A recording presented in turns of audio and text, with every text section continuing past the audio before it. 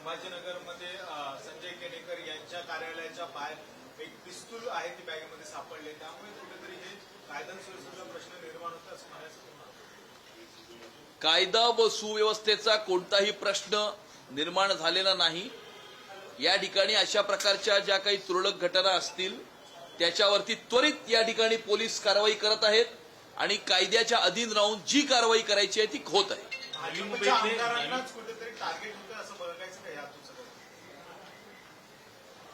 कायद्याच्या अधीन राहून पोलीस अशा प्रकारच्या घडलेल्या सर्व घटनांवरती कारवाई करतील. नवी मुंबईतले अनेक भूखंड हे भूखंड माफिया आणि नगर विकास विभागाच्या वतीनं हे अनेकांच्या बिल्डरांच्या घशात घातल्याचा आरोप हा गणेश नाईक यांनी केलेला आहे आणि एकनाथ शिंदे यांना टार्गेट केलं जात आहे.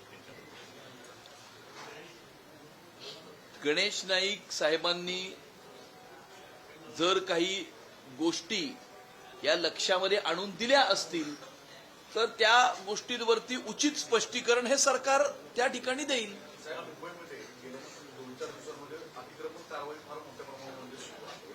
विशेषतः स्टेशनच्या परिसरामध्ये मोठ्या प्रमाणामध्ये सुरू आहे. म्हणजे काही सकारात्मक प्रतिसाद समोर येत आहेत, काही नकारात्मक प्रतिसाद येत आहेत. मुंबई महापालिका आता भाजपच्या ताब्यात आहे. भाजप या दृष्टीकोनातून कसं पाहतो?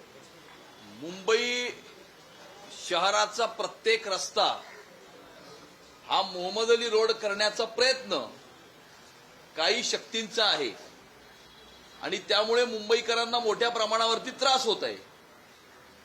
अनेक जिहादी, रॅडिकल, फंडामेंटलिस्ट ज्या काही शक्ती आहेत, ज्या शक्ती बांगलादेशमधून पश्चिम बंगालच्या 2 जिल्ह्यांमध्ये येतात, त्या 2 जिल्ह्यांमध्ये येऊन त्या ठिकाणच्या सरकारचा सकारात्मक त्यांच्याविषयी दृष्टिकोन असल्यामुळे डॉक्युमेंटेशन तयार केलं जातं. त्या डॉक्युमेंटेशनच्या आधारावरती त्या 2 जिल्ह्यातनं ते व्यक्ती मुंबई शहरामध्ये येतात. त्या डॉक्युमेंटेशनच्या आधारावरती मुंबई शहरामध्ये डॉक्युमेंटेशन हे तयार केलं जातं. त्या ठिकाणी काही विशिष्ट भागांमध्ये मुंबई शहरातल्या लोकप्रतिनिधी अशा प्रकारच्या शक्तींशी सहानुभूती ठेवणारे असल्यामुळे त्या ठिकाणी त्यांचे Aadhaar card, pan card, voter card तयार केले जातात, त्यांना मतदार केलं जातं आणि त्यांना रोजगारासाठी अनधिकृतपणे रस्त्यावरती अशा प्रकारे पादचाऱ्यांना त्रास होईल अशा प्रकारे त्यांना धंदे लावून दिले जातात. अशा प्रकारच्या सर्व इल्लीगल इमिग्रंट्स जे अनधिकृतपणे या मुंबई शहरामध्ये आले आहेत, अनधिकृतपणे मुंबई शहरामध्ये राहत आहेत आणि अनधिकृतपणे मुंबई शहराच्या रस्त्याला त्यांनी विळखा घातलेला आहे, अशा प्रकारच्या सर्व अनधिकृत एलिमेंट्सवरती मुंबई महानगरपालिका कारवाई करेल. संजय राउत जी ने कहा है कि एनसीपी के मर्जर को लेकर कि एनसीपी का मर्जर होगा या नहीं ये बीजेपी डिसाइड करेगी, क्योंकि बीजेपी हम जब भी पुलिस स्टेशन में जाते हैं तो उसमें नॉन कॉग्निजिबल ऑफेंस करके एक उसमें होता है.